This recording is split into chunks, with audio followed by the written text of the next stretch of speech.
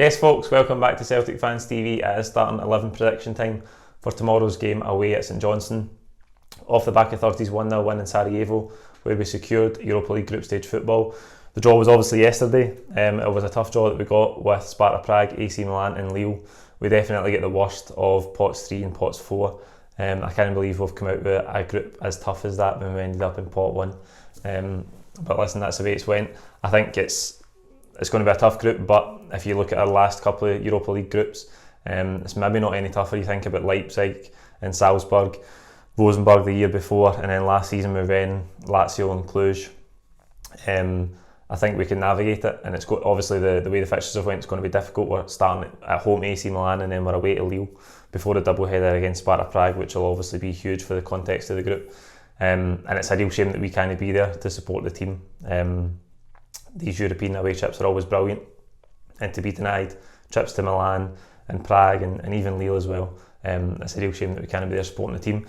But it is what it is. To Sunday, away at St Johnstone, we've got a good record up there. St Johnstone haven't started the season particularly well. They're currently sitting 10th on 7 points, with just 2 wins, 1 draw and 6 defeats for their opening 9 games. I think we should go there full of confidence though. As I say, we've got a good record.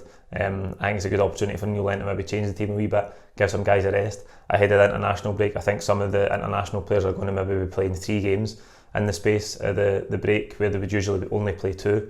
Because I think there's a triple header for some teams. I think Scotland's one of them. So I think it's a good opportunity for Neil Lennon to maybe make a few changes to the team, freshen it up, and obviously with an eye on the Rangers game, which is the first game back. I think Scotland's last game is on the Wednesday, and then the Rangers game is on the Saturday, which is crazy, but again, it's just another one of these knock-on effects of the pandemic.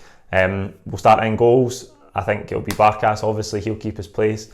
Thought he commanded his box well the other night. He wasn't put under too much pressure, but he did come and collect a few crosses very well. Back 3, I went with Julian in my starting 11 prediction for the Sarajevo game. Beaton kept his place, and a lot of you said in the comments that Beaton should have kept his place, and he didn't put a foot wrong. He really didn't. I was just wanting to see Julian because I think that's the first choice back 3, and I think they need time playing together.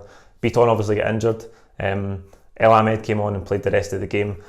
But again, I'm going to go with Julian, Duffy and Aya in the back 3.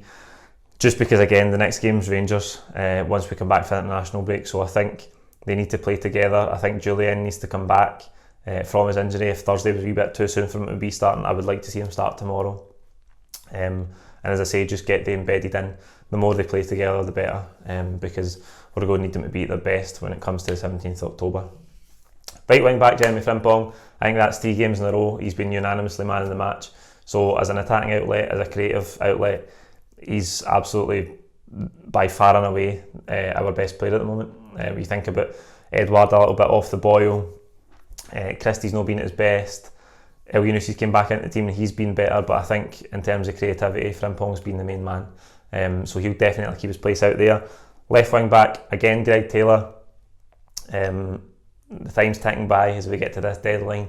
A lot of talk about Ryan Sessegnon maybe coming in. I know there's some financial demands to that deal. I'd love to see it getting done, by the way, because I think he's a fantastic player.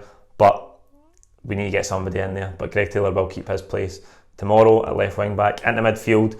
This is an area of the team where Neil Lennon could make some changes. Obviously, Cham didn't start during the week. I don't think Turnbull get any game time either. So Neil Lennon's got a lot of options in here.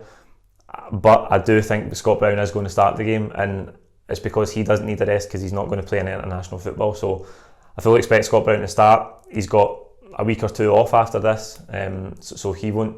I don't think he'll be given a rest on that basis. Callum McGregor will play alongside him because Callum McGregor's far too important to rest, in my opinion. He's the best midfielder in the team and he really makes his tick, so he'll be in there.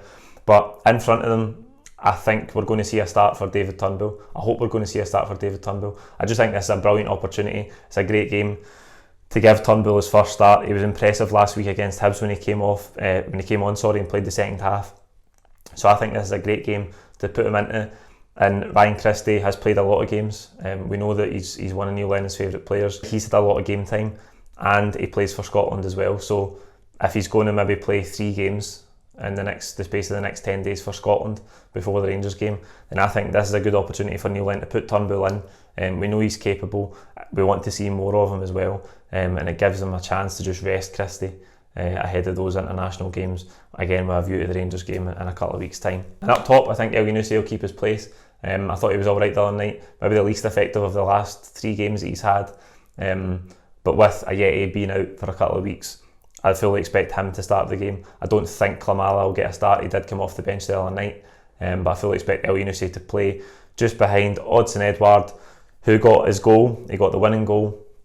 One of the easiest goals he'll ever score after the keeper parried Christie's shot right out to his feet. Again, he doesn't look quite at his best at the minute, but hopefully that goal will do him the world of good in terms of his confidence, and he can start to find real form again. He'll probably be going away with the France under-21s again, so he'll have football to play, but I think he should start the game obviously with Ajeti out. I don't think Klimala's ready to be that leading striker from the start. If we get a good lead in the game, starting a strong team, we should have time in the game, 60-65 minutes, to get these big players off and give them half an hour's rest before they go away on international duty. And then we can bring in the likes of Klimala to the game. Might even see Lee Griffiths back off the bench as well. He's been back on the bench the past couple of games. Be good to see him get some sort of action again, so there'll be options there on the bench. That's the team I think Neil Lennon will go with, and the team I hope Neil Lennon will go with. Like the video, comment your own thoughts below. Please don't forget to subscribe if you haven't already, and we'll see you tomorrow for live full-time reaction here from the home of full-time reaction on Celtic Fans TV. Cheers.